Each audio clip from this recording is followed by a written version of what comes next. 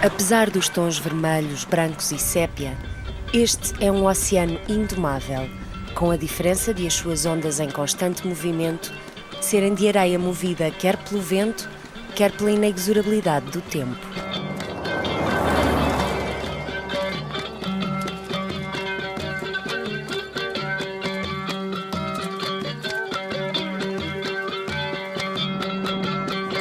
Estamos algures onde o maciço montanhoso de Adrar trava uma longa contenda com os desertos de Madjabat el Kubra e de Auquer.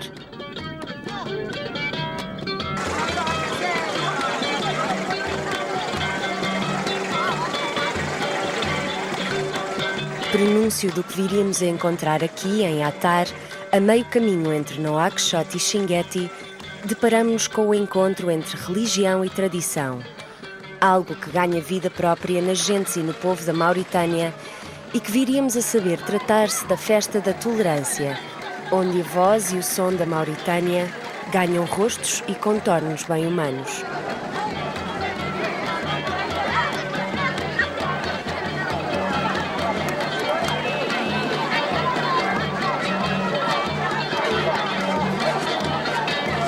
Nada mais apropriado para nos renovar o propósito e remeter para aquela que seria a grande revelação uma vez chegados ao nosso destino.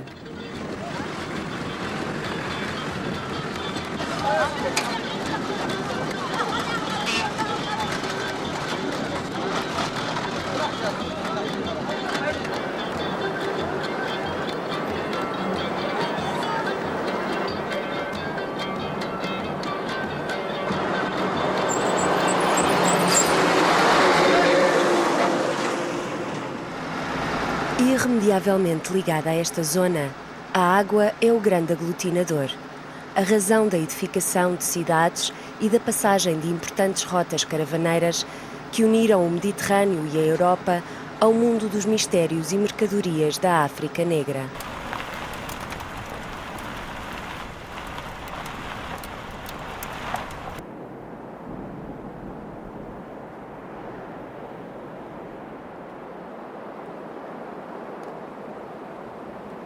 É para lá das dunas que dançam ante a direção firme da brisa que nos dirigimos a uma das mais antigas joias da Mauritânia e de um mundo que teima em ficar também ele soterrado. A cidade de Chinguetti.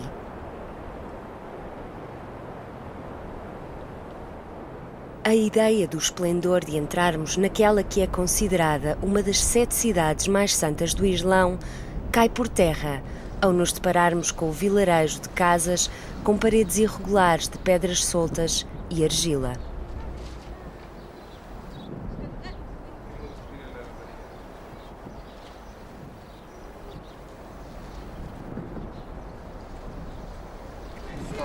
O chão confunde-se muitas vezes com o deserto e, por vezes, não sabemos se estamos num lugar calmo ou simplesmente fantasmagórico.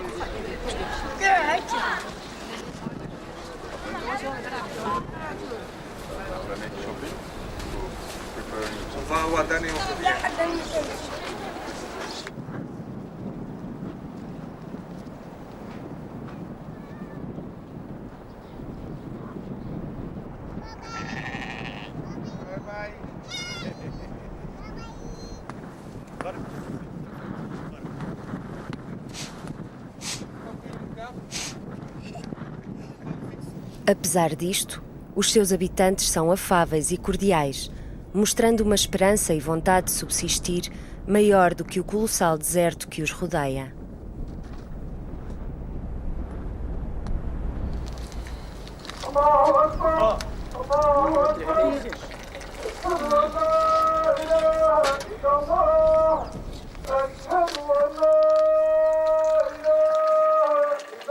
O chá obedece a uma preparação criteriosa e ancestral, e em tempos era o ponto fulcral das reuniões de negócios com emissários e pensadores de todo o mundo árabe, numa verdadeira rede não só de trocas comerciais, mas como forma de partilhar crenças religiosas e culturais que culminariam em algo muito especial.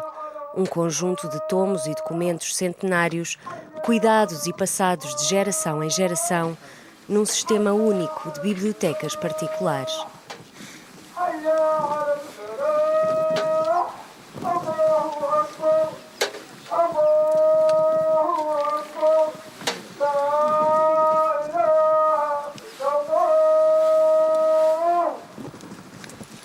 Nous sommes ici, chez nous, c'est la bibliothèque de la famille Ahmed Mahmoud, au pied de la mosquée de Chinguitti, qui date depuis 1699, ère chrétienne, 1110, ère musulmane.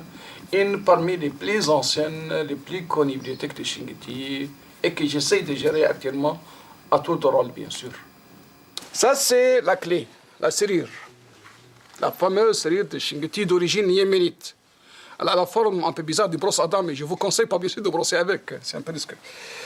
Qu'est-ce qu'il y a? Il y a à l'intérieur un clavier avec des pointes qui tombent dans des trous perforés dans ce pelle coulissant. Qu'est-ce qu'il faut faire? Tout d'abord, il faut trouver la bonne clé, parce que chaque porte a une seule clé spécifique. Les mêmes sont toujours trouvables au Yémen, à côté au Maroc, ici à Chinguitti et même au pays de Gon.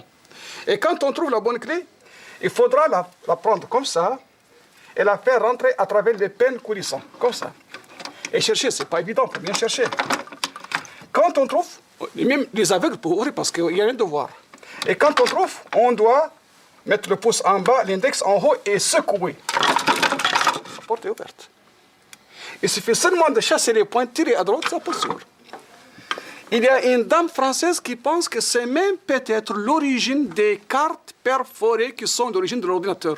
Ça m'étonne un peu, mais pourquoi pas, pourquoi pas. Enfin, c'est ouvert.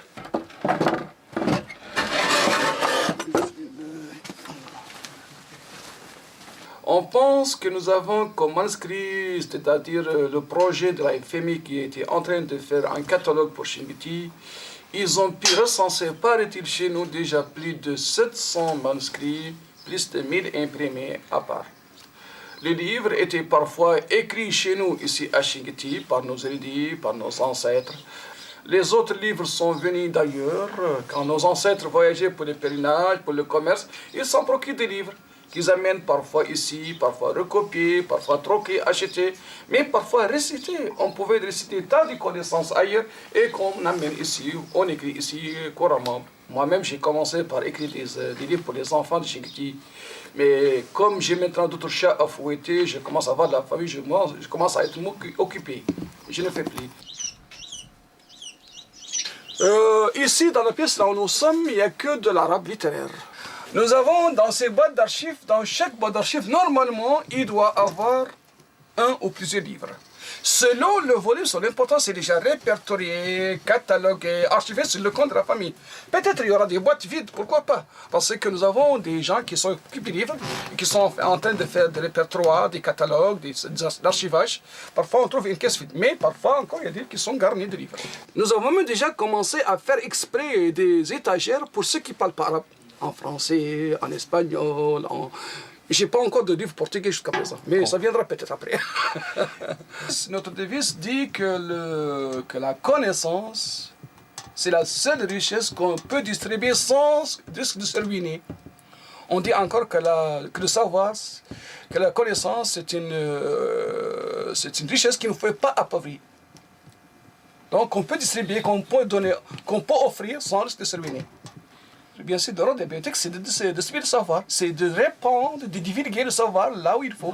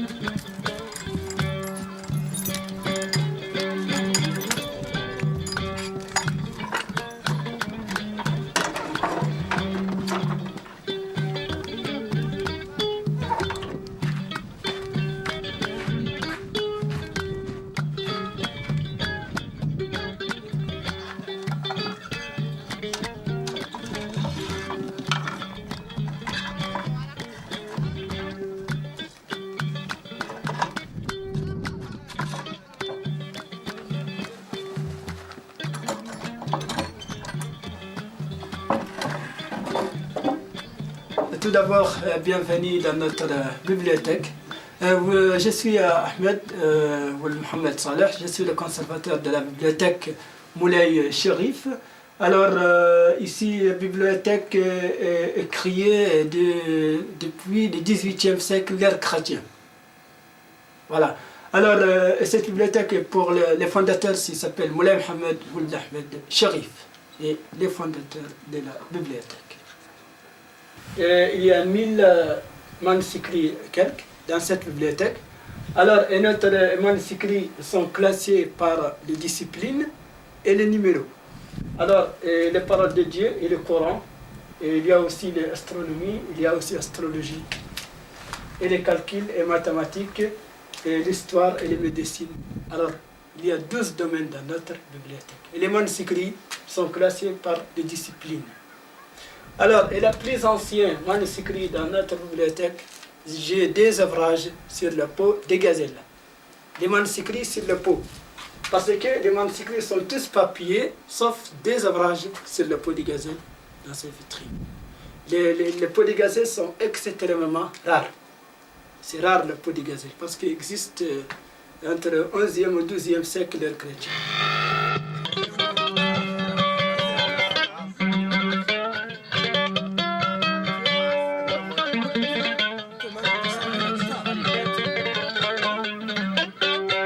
É neste paradoxo, nesta ideia de um tesouro cultural de valor incalculável, cada vez mais ameaçado pela sombra do esquecimento, que no entanto se pinta ainda uma réstia de vida e de esperança, pincelada a tons de gritos de brincadeiras de crianças e de um povo que teima em não esquecer quem é.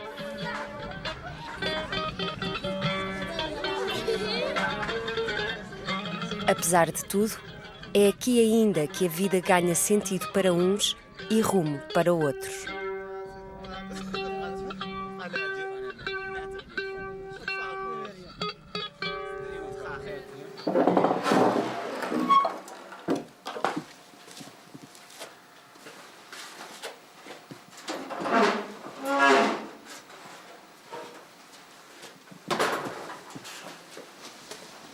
Je suis né ici à Chinguitti.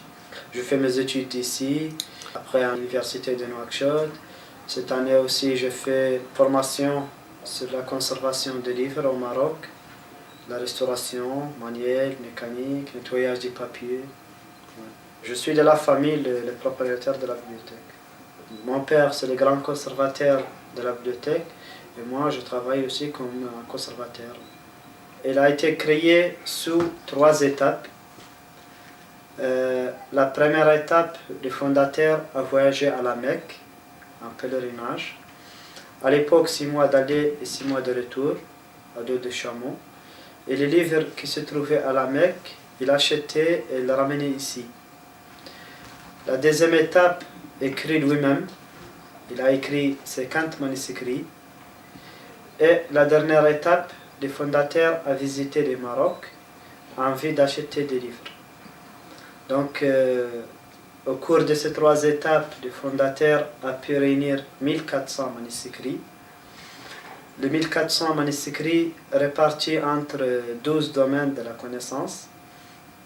Il y a le Coran, la loi islamique, la vie du prophète, l'astronomie, la médecine, la mathématique, la grammaire arabe, et ainsi de suite. Les plus anciens manuscrits datent du XIe siècle sur l'explication du Coran. Et tous les manuscrits sont conservés dans les boîtes d'archives que vous voyez.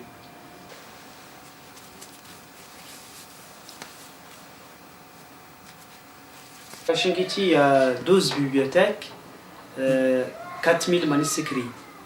Et chaque bibliothèque appartient à une famille. Donc ce sont des bibliothèques familiales.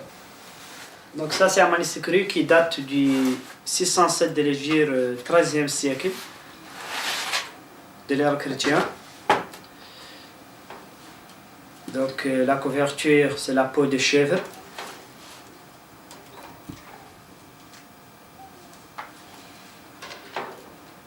Et ça c'est un manuscrit du 13e siècle comme je disais sur la théologie. L'écriture faite toujours avec les charbons et la gomme arabique pour le noir. Il y a aussi le rouge, le bleu, le jaune, de différentes couleurs. C'est de l'or, c'est l'indigo. Et ça, c'est un manuscrit écrit par Al-Variabi. Donc c'est connu. الباب الأول في العقل والعقلاء، الباب الثاني في العلم والعلماء، الباب الثالث في كلمة الإخلاص والإيمان والإسلام. Donc l'arabe n'est pas changé. L'arabe littéraire et l'arabe aujourd'hui, toujours le même. Chez nous, un enfant qui a 7 ans, il est capable de lire l'arabe 11e, 12e siècle. Ici, il a écrit chapitre 1 sur les sages et la sagesse, chapitre 2 sur les savoirs et les savants. Donc ça, c'est les sommaires.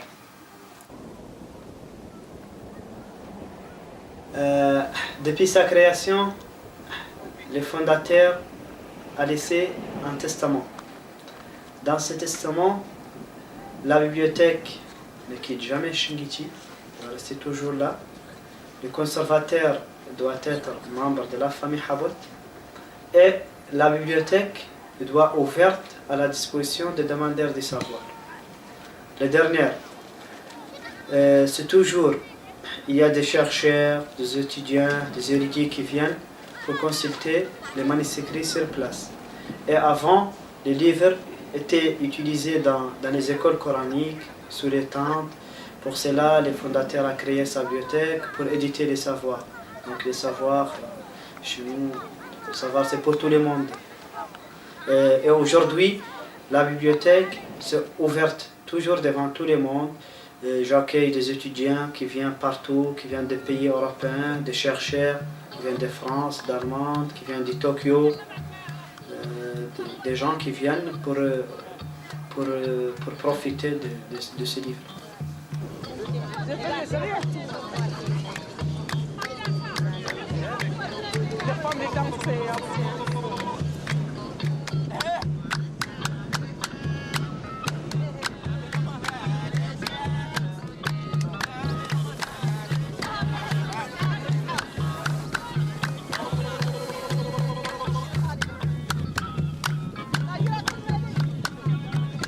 Je pense que Chinguitti était quand même plus verdoyante, il y avait plus de palmiers, il y avait plus d'eau.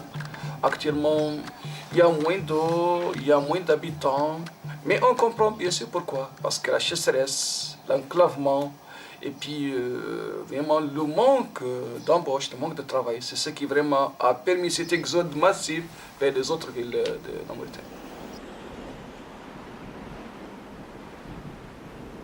La sécheresse, que le manque de pluie, c'est ce qui a fait tout ça. Parce que quand il y a un manque de pluie, il y a plus d'arbres qui meurent. Et le vent souffle librement, ça apporte du sable. Et quand ça apporte du sable, naturellement, ça va être plus aride. Donc vraiment, c'est le manque de pluie, c'est le manque de verdure qui a causé tout ça. Et vraiment, c'est une catastrophe. Nous avons 3 villes de Chinguitti. La première ville, c'est la ville d'Aber, A-B-R. C'est une ville qui se trouve là-bas, 3 km ici, mais complètement envahie par le sable. C'est une ville qui a vécu seulement 5 siècles. L'intervalle 777-1264. Le sable a avancé. Il a envahi toute une ville de 30 km de superficie et de 12 mosquées. Tout ça, c'est une ville qui est complètement perdue sous le sable. C'est dommage que c'est une ville quand même qui disparaît rapidement en quelques siècles, 5 siècles seulement.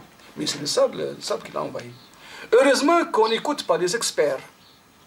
Il y a quelques experts qui nous disent quelque chose d'affreux. Ils nous disent que le sable avance maintenant 6 mètres chaque année vers la ville. Heureusement qu'on ne les écoute pas, bien sûr. Nous, on vit notre jour. Le passé ne nous intéresse plus et l'avenir non plus. Donc, nous, on vit le jour. Nous sommes aujourd'hui bien, c'est l'essentiel.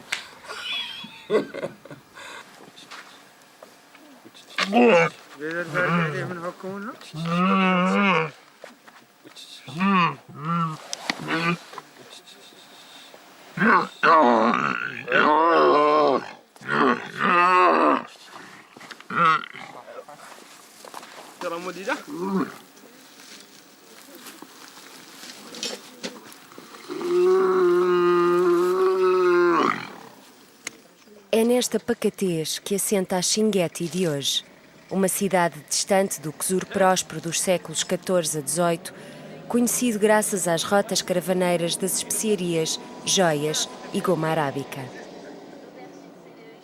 Inscrita desde 1996 pela Unesco na lista de Monumentos Património da Humanidade, com as suas cidades irmãs Ouadan, Tichit e Oualata, hoje, aqui, fisicamente sobressai a bela mesquita, conhecida pelo seu característico minarete.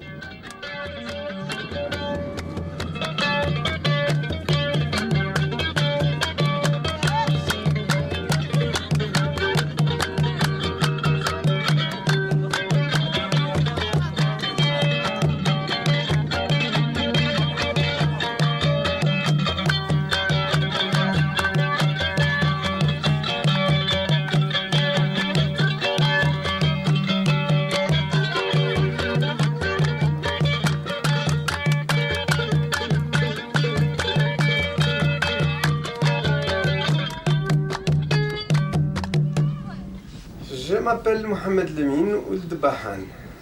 L'un de mes ancêtres est fondateur de Chinguetti.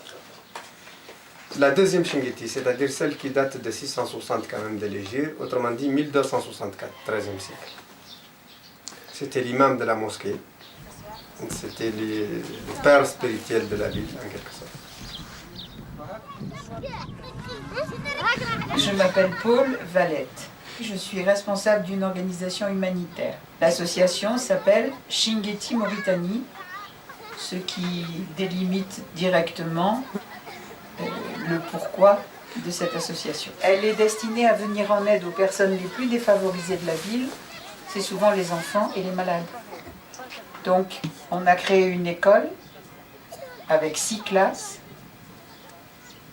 un endroit où les enfants peuvent venir manger, vous l'avez vu ce matin, un endroit où on les soigne, c'est-à-dire un centre de soins, mais où on peut soigner n'importe qui de la ville, et une maison pour les mamans et bébés, qui est unique en Mauritanie, et où on apprend les gestes élémentaires de l'hygiène. C'est un ensemble cohérent. J'ai été à Chinguetti ici jusqu'à novembre dernier, directeur du lycée de Chinguetti. Donc je suis enseignant. C'est Mohamed Lemine qui a créé le lycée de Chinguetti. Lorsqu'il est arrivé ici, il y avait un collège et il n'y avait pas de possibilité pour les jeunes gens de poursuivre leurs études. Il a d'abord créé une classe de seconde, puis de première et puis de terminale. Donc c'est à lui qu'on doit d'avoir un lycée à Chinguetti. La Mauritanie a une seule université actuellement à Nouakchott. C'est vrai qu'une délocalisation des structures de ce genre-là aurait été bénéfique pour la Mauritanie. Je pense qu'on aurait fait une université à Chinguetti. Ça aurait délocalisé quelque chose de la capitale vers l'intérieur du pays et vers Chinguetti, qui à nos yeux était la capitale culturelle de la Mauritanie. Osons espérer qu'avec la démocratie et qu'avec peut-être de nouveaux moyens matériels qui se mettront en place, les choix des gouvernements seront de mettre dans chaque région, décentraliser, parce que c'est une option d'ailleurs du gouvernement, de mettre dans chaque région ce qui va avec la région. Par exemple, à Nouadhibou, on y mettrait un complexe de pêcherie ou des choses comme ça. Au sud, on mettrait de l'élevage, de l'agriculture. Et au centre, à Chinguetti, on mettrait une université.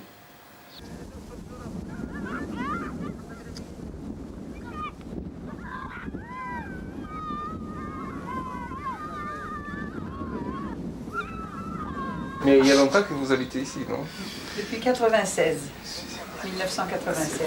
Comment vous avez connaissé ici ou en France? Parce que Parce que j'ai voyagé en Mauritanie et que je suis arrivée un jour en 95 ici à Chinguetti.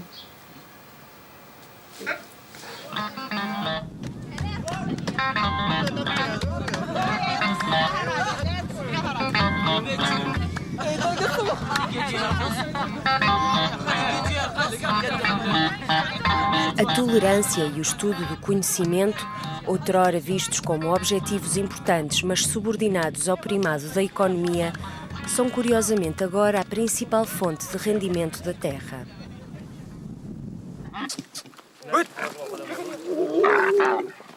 Com o gradual interesse de curiosos e entendidos, Chinguetti passou a usar o turismo cultural como principal fonte de dinamização socioeconómica e cultural da cidade, algo conseguido através do alto patrocínio da Unesco, que classificou Chinguetti como cidade de interesse cultural em 1962, promovendo um esforço de reabilitação e preservação da cidade.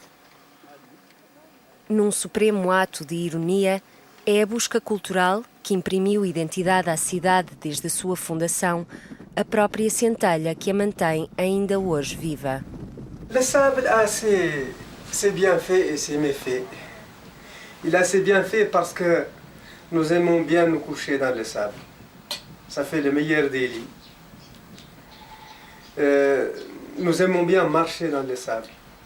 Notre animal fétiche, le chameau, a les pattes faites spécialement pour marcher dans le sable. Et la végétation qui pousse dans le sable aussi est une végétation que nous aimons beaucoup. Les paysages sablonneux, les dunes et les vallées sablonneuses sont très belles à nos yeux. Nous avons fait beaucoup de poésie pour ça. C'est vrai que pour quelqu'un de citadin, c'est difficile à vivre.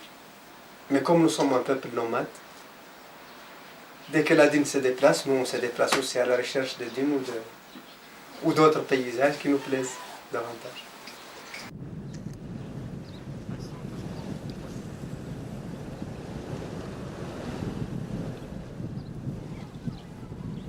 L'action de l'homme tout autour de la ville était très limitée parce qu'on prélevait un peu partout dans notre environnement et on ne prélevait pas dans un endroit fixe.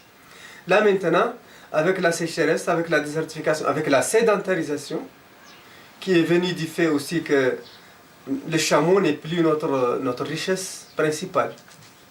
À cause de la mécanisation, le chameau, son rôle, il est devenu secondaire. Il est devenu une bête d'abattage. On l'utilise en boucherie tout simplement. Et donc, les gens se sont fixés en ville. Et il y en a très très peu qui habitent maintenant dans la campagne.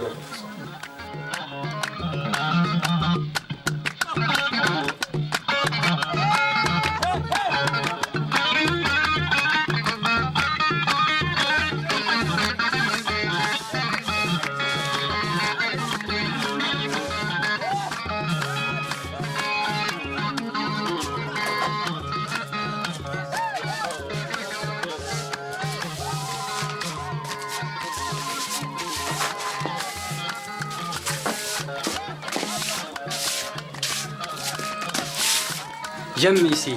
L'autre ville, c'est des villes grandes, comme ça. C'est une ville tranquille. Pas des grandes villes. Il y a des voleurs, il y a des bandits, il y a des... Mais ici, c'est bon. Le problème, c'est l'État, il n'y a pas de finance. Il y a deux choses dans le pays, c'est, par exemple, la sécurité, l'éducation. Il n'y a rien d'argent. Il y a quelqu'un qui travaille, par exemple, 15 ans en enseignement, il n'y a pas de progrès, il n'y a pas de développé. Jusqu'aux années 90, 1990, la ville regroupait environ 700 habitants. Aujourd'hui, le nombre d'habitants atteint 4000. Ça c'est grâce au tourisme. Les années 95-96, nous avons constaté une nouvelle vie à Chinguetti. Il y a des gens qui reviennent pour construire des auberges, des boutiques à Chinguetti.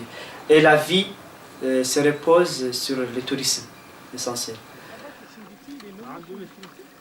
Embora o investimento em Chinguetti como cidade de relevância cultural mundial seja notório, as condições para turistas ou interessados não abundam.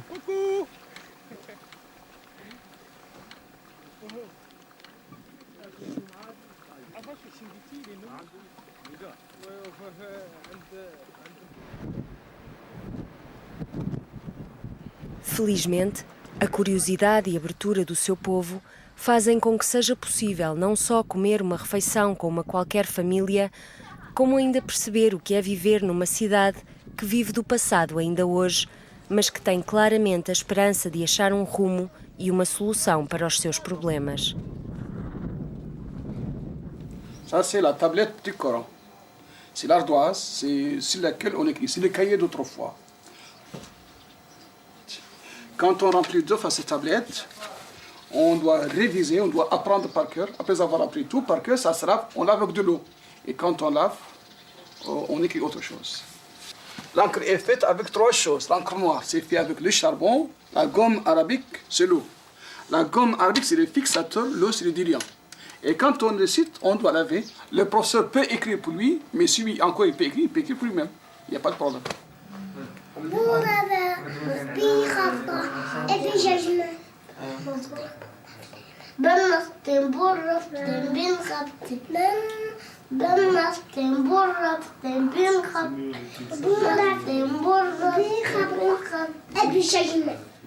Et en islam, il y a un principe, c'est que la recherche de la connaissance est obligatoire. Il y a un hadith qui dit qu'il faut chercher la connaissance, même s'il le faut en Chine, c'est-à-dire très très loin. Et donc, considérant la recherche de la connaissance comme un devoir religieux, il est nécessaire d'avoir un document ou d'avoir quelque chose où l'on puisse consigner sa connaissance. Parce que la transmission, nous avons aussi bien le devoir de chercher la connaissance, mais que celui de la transmettre. Nous n'avons pas le droit de garder pour nous une connaissance qui puisse faire avancer l'humanité. A valorização cultural em Chinguetti deve muito à preservação dos costumes familiares e transmissão de pais para filhos dos deveres de cuidado e restauro das obras encerradas nas suas bibliotecas familiares.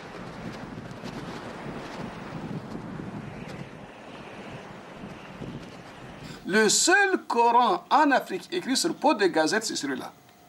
Il remonte au Xe siècle, paraît-il. C'est le plus vieux. Il est déjà scanné pour les touristes, pour les visiteurs. C'est là-bas. Nous avons déjà commencé à scanner quelques livres. Nous avons encore conservé dans cette vitrine de maintenance, vitrine de tolérance, j'appelle les deux, d'autres livres qui sont déjà dans des vitrines qu'on peut toucher. Ça, c'est un livre d'histoire du prophète, c'est un livre religieux très connu. Là, c'est l'astronomie et l'astrologie. Là, nous avons les constellations, les cancers, la balance. Les musulmans savaient déjà que la Terre était ronde et que tournait bien sûr beaucoup avant Galilée. Là, nous avons un Nouveau Testament très vieux. Nous avons un livre de bouddhisme. Là, c'est la place du livre de Torah que j'avais ici, qui est à côté, qui n'est pas disponible. Donc, nous avons toutes les religions ensemble, qui cohabitent, qui sont ensemble. Il n'y a pas de problème. Donc, chez nous, rassurez-vous, il n'y a aucun souci.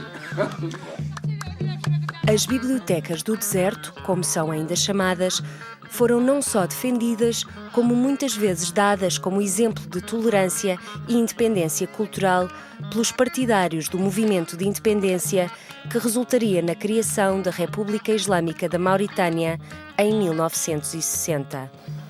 La vérité, tout, la tolérance, tout est déjà là.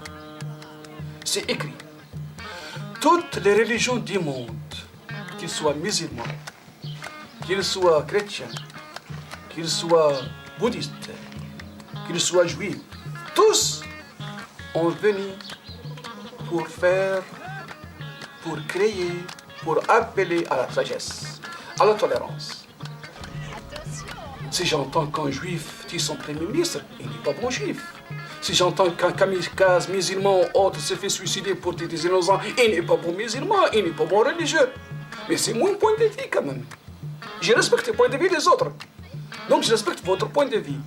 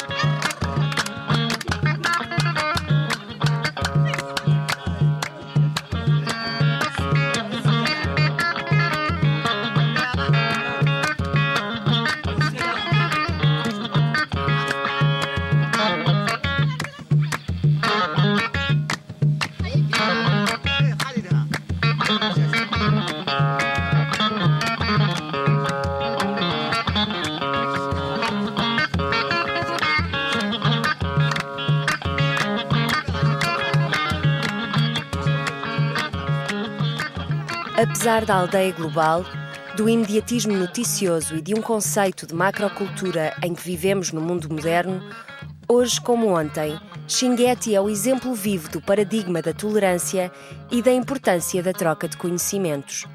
Disons que cette ville a été au bord de la mort, parce que toute son économie était basée sur le commerce caravanier. Et avec l'arrivée des voitures, ce commerce a disparu complètement, parce qu'économiquement, ça ne se justifiait plus. Donc la ville s'est dépeuplée en faveur de Datar, qui est la capitale régionale, ou de Nouakchott, qui est la capitale nationale. Et des grandes villes où le travail existe. Donc elle s'est complètement dépeuplée, et n'eût été la présence de ce tourisme qui a remis les chameaux, qui avait fait Chinguetti en quelque sorte, je pense que Chinguetti serait morte complètement.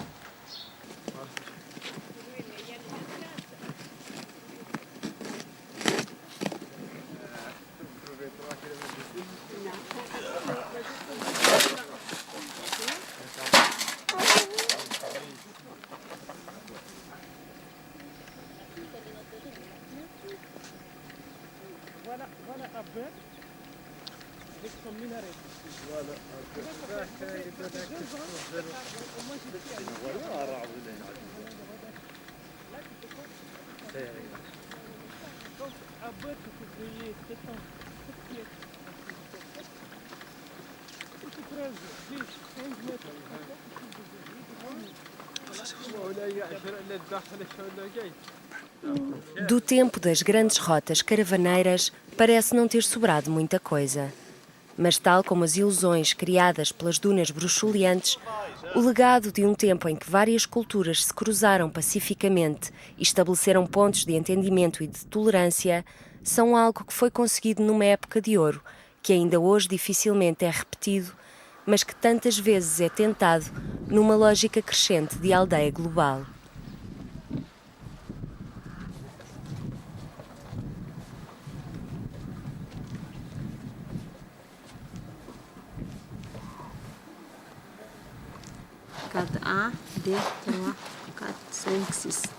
Tu peux lancer autrefois? Comme ça. Ça, ça est gagné. C'est 4. 1, 2, 3, 4. Uma herança que se reflete no jeito para o negócio e simpatia natural nas gentes de Chinguetti. 3, 4, 5, 6, 7, 8. Mais comme ça, regardez. C'est ça. T'as gagné? Non, ça 5, c'est 1, 2, 3, 4, 5. Non. 1500. Hein? 1500. Je donne 1000. Je me donne 2500. Avec celle-là. Ça et ça, combien? Je me donne 5500. 3500. 3500. Pour les deux. Oui, bien sûr, pour les deux. D'accord. D'accord.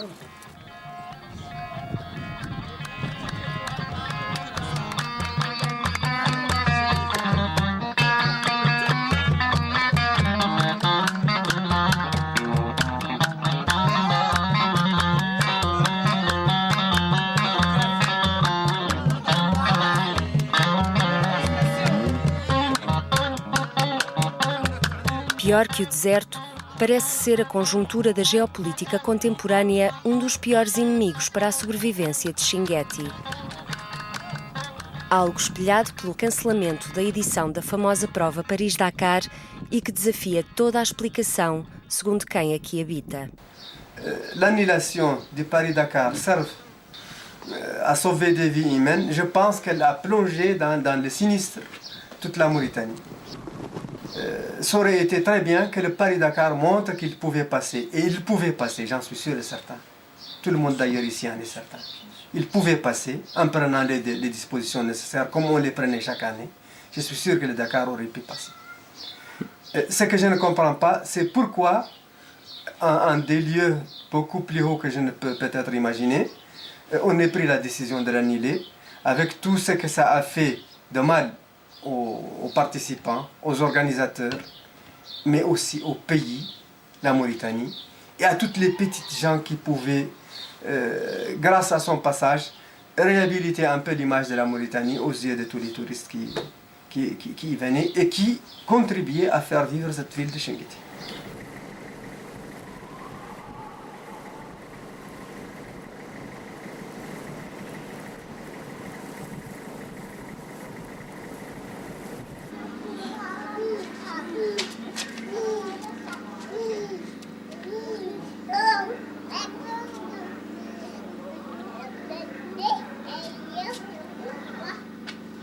الله أكبر الله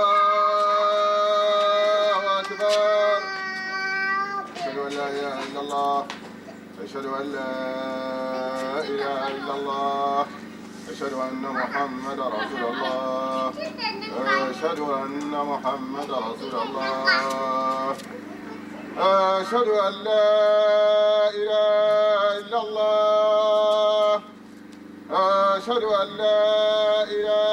Chinguetti est toujours en paix. Je ne comprends pas pourquoi on cherche à accréditer ailleurs que Chinguetti est une menace pour la vie d'un touriste qui viendrait. Je pense que vous vous êtes promené de long en large à Chinguetti ici, que vous n'avez rien vu d'inquiétant, ni qui puisse attenter à votre vie, à plus forte raison à la vie de tout touriste qui viendrait là. Incautos ou meramente imunes a tudo isto, os zeladores de Chinguetti continuam a passar o seu legado de respeito e tolerância a uma geração que terá o dever de carregar o estandarte numa era de grandes incertezas. La région de Chinguetti, comme je disais, la vie s'était reposée sur l'économie, mais l'économie, donc c'était le tourisme. Mais aujourd'hui, les gens, c'est toujours attendre s'il y a des touristes qui vont venir pour visiter la ville. Et si la saison s'arrêtait ou s'il y aura plus de touristes, les gens ont commencé de faire d'autres choses, par exemple le commerce, par exemple cultiver les oasis ou quelque chose comme ça.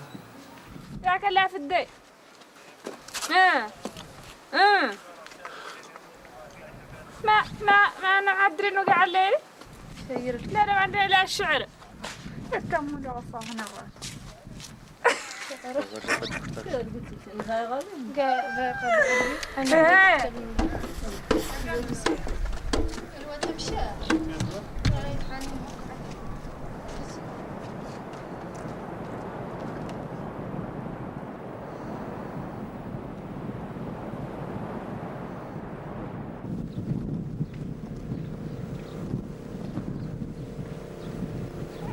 Foi a água que fez de Chinguetti, Ouadan, Tichit e Oualata, os chamados Ksurs, verdadeiras metrópoles e pontos fulcrais para as rotas do comércio transsaariano.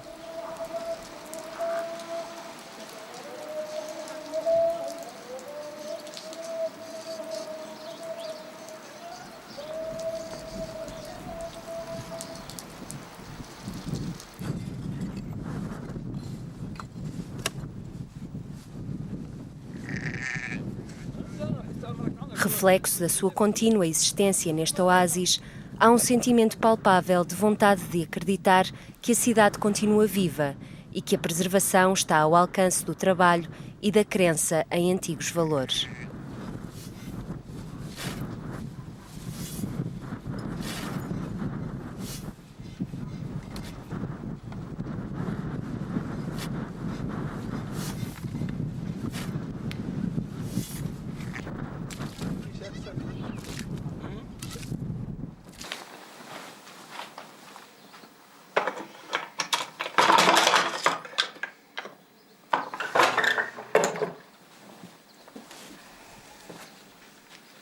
تم خران وبران اجروا جري الخنفوسة إلين جاهم بوجعران قال لهم فرسي الحمراء محيوصة اتضايقوا عن دفام الغيران وطاحت سن محمد خنفوسة. Qu'est-ce que ça raconte? C'est du baratin. C'est du baratin. Ah, c'est du baratin, c'est des histoires pour les enfants. C'est pour faire dormir les histoires. Ah oui. C'est des histoires qui n'ont aucun sens. Des jeux de mots. Des jeux de mots, oui, exactement, c'est comme ça. Vous, je vous conseille rien. De rester avec votre conscience, de beaucoup lire, de faire la différence entre le bon et le mauvais. C'est vous qui va découvrir la bonté, c'est vous qui va découvrir le méfait. Je vous laisse faire. Mais il y a une chose qu'il faut savoir quand même, que le temps passe très vite. Que nous avons peu de temps dans ce monde. Tant que nous vivons, avant qu'on disparaisse de ce monde, il faut savoir où est-ce qu'il est le bon chemin. O vento não para de soprar e o futuro está a uma estrada de distância. Apesar de tudo, há sorrisos nas ruas e nos olhares. Perdida entre dois desertos, o físico e o do esquecimento, Chinguetti continua a sorrir para o mundo com as suas lições de sempre. A tolerância é o bem essencial que permite ao homem subsistir contra quaisquer ventos e areias, mesmo as do tempo.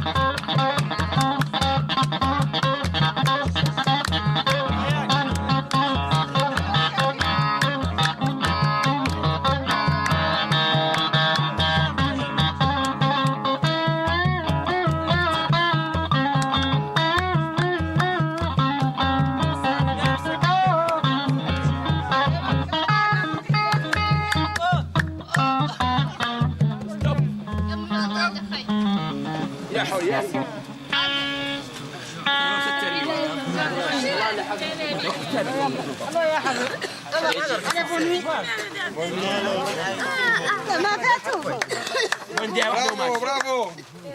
Ça fait. Très bien. Carrément.